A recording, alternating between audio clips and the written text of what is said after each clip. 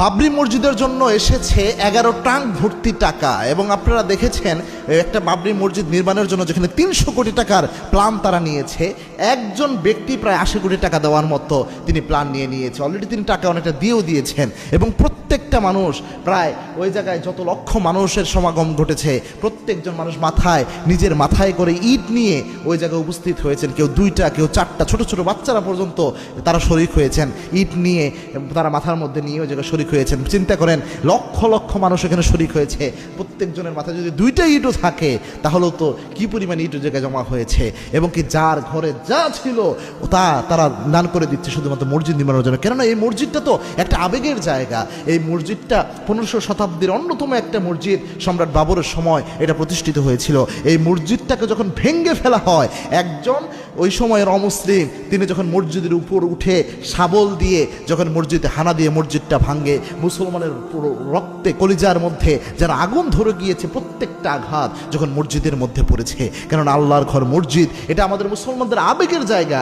এমন বহু বেনামাজি ব্যক্তি রয়েছে যারা পর্যন্ত চোখের পানি ফেলে কান্না করেছে যখন মসজিদটা ভেঙে ফেলা হয়। এটা মুসলমানদের আবেগের একটা জায়গা। প্রিয় ভাই, দেখেন এই জায়গায় আমরা যদি এখন সহযোগিতা করতে পারি, সহযোগিতার যদি কোনো পথ থাকে, তাহলে অবশ্যই এটা বরকতপূর্ণ একটা মসজিদ নির্মাণ। এবং এই মসজিদ কিন্তু যেমন তেমন মসজিদ নয়, এটা অনেকটা আপনি ইসলামের পক্ষে দাঁড়িয়ে যাচ্ছেন। দেখেন যখন নির্মাণ করা হচ্ছে, অনেক ইসলামের দুশ্মনরা এখনও ওই দেশ থেকে বলতেছে যে তোমরা আবার নির্মাণ করতেছো বাবরি মসজিদ। এর আগের বাবরি মসজিদকে যেভাবে আমরা ভেঙে ফেলেছি, নির্মাণ করা শেষ হলে আবার একইভাবে ভেঙে ফেলবো এই নামে যদি মসজিদ করো। আবার অনেকে এটা বলতেছে তোমরা নির্মাণ করো, সমস্যা নাই, প্রায় সময় আমরা যে ওইখানে পেশাব পায়খানা করে আসবো। কতটা নোংরা, কতটা জঘন্য!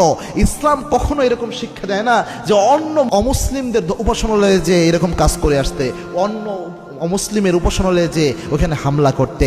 একমাত্র নাফরমান, একমাত্র যারা কুরুচিপূর্ণ মানুষ, একমাত্র যাদের মধ্যে কোনো শিক্ষা নাই, যারা অথর্ব মূর্খ, এরকম জাতি ছাড়া কখনো এরকম জিনিস মুখ দিয়ে মাথায় আসতে পারে না বা মুখ দিয়ে আসতে পারে না। আল্লাহ তাদের হেদায়েত দান করুন। এবং মনে রাখবেন, এই যে বাবরি মসজিদ, এটা নির্মাণের কাজে যদি আপনি সহযোগিতা করতে পারেন, দোয়া করতে পারেন, মিনিমাম এটার জন্য যদি আপনি আপনার জবানকে বলিষ্ঠ করতে পারেন, আল্লাহর হাবিব সাল্লাল্লাহু আলাইহি ওয়াসাল্লাম জানিয়েছেন যে ব্যক্তি মসজিদ নির্মাণ করে, মান বানা লিল্লাহি মাসজিদান, যে ব্যক্তি মসজিদ নির্মাণ করে, আল্লাহ রাব্বুল আলামিন ওই ব্যক্তির জন্য জান্নাতে একটা ঘর নির্মাণ করে দেয়। সুবহানাল্লাহ। মান বানাল্লাহু মসজিদ, যে ব্যক্তি মসজিদ নির্মাণ করে, ওই ব্যক্তির জন্য, আল্লাহর জন্য মসজিদ নির্মাণ করলো, ওই ব্যক্তির জন্য আল্লাহ রাব্বুল আলামিন জান্নাতে একটা আল্লাহ রাব্বুল আলামিন ঘর নির্মাণ করে দেন।